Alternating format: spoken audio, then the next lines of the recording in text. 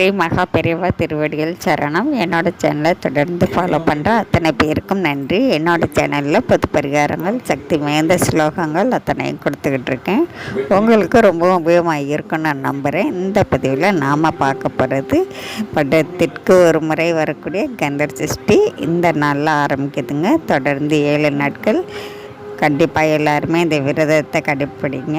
உங்கள் வீட்டில் உங்கள் குடும்பம் தலை தோங்கி வரணும், இருக்கணும் அப்படின்னு நினைக்கிறவங்க எல்லாருமே கண்டிப்பாங்க அந்த விரதத்தை எடுத்து வழிபடுங்க.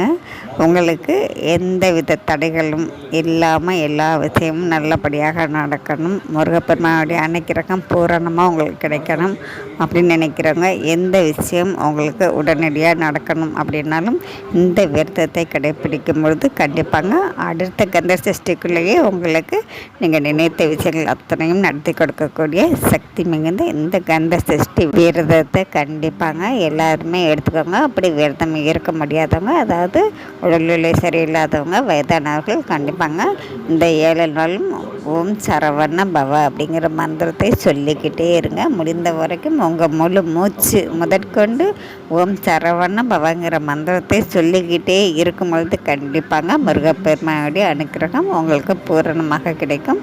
உங்களுக்கு எந்த வேண்டுதல் வேணுனாலுங்க இந்த நாளில் நீங்கள் வச்சு இந்த 7 நாளும் முருகப்பெருமானுடைய மந்திரத்தை சொல்லிக்கிட்டே இருங்க. நான் தினந்தோறும் முருகப்பெருமானுடைய மந்திரம் ஒவ்வொன்றா கொடுக்குறேங்க. சொல்லிக்கிட்டே இருங்க. எல்லா மந்திரமுமே சொல்லுங்கள். கந்த சஷ்டி சொல்லுங்கள், கந்தர் அனுப்புதி, கந்தர் குரு கவசம், இந்த மாதிரி முருகப்பெருமானுடைய பாடல்கள் உங்களால் முடிந்த அளவுக்கு சொல்லுங்கள். முடியாத கட்டத்தில் நீங்கள் ஓம் சரவண பவங்கிற அந்த 6 எழுத்து மந்திரத்தை மட்டுமாவது சொல்லிக்கிட்டே இருங்க. கண்டிப்பாங்க உங்களுடைய நீண்ட நாள் கோரிக்கை எதுவாக இருந்தாலும் நீங்கள் முருகப்பெருமான்ட்டு இந்த 7 நாளில் வைங்க. கண்டிப்பாங்க உங்களுக்கு உடனே நடக்கும். நாம் நாளைய பதிவில் அடுத்த முருக மந்திரம் என்ன சொல்லணும் அப்படிங்கிறத நான் சொல்கிறேங்க. தினந்தோறும் ஒவ்வொரு மந்திரமாக தர்றேங்க. முடிந்த வரைக்கும் 108 தடவை கண்டிப்பாக சொல்லுங்கள். இந்த 7 நாட்களுமே நான் 7 மந்திரம் கொடுத்துக்கிட்டே வரேன். மந்திரம் ஸ்க்ரீனில் இருக்குங்க. நாம் அடுத்த பதிவில் பார்க்கலாம்.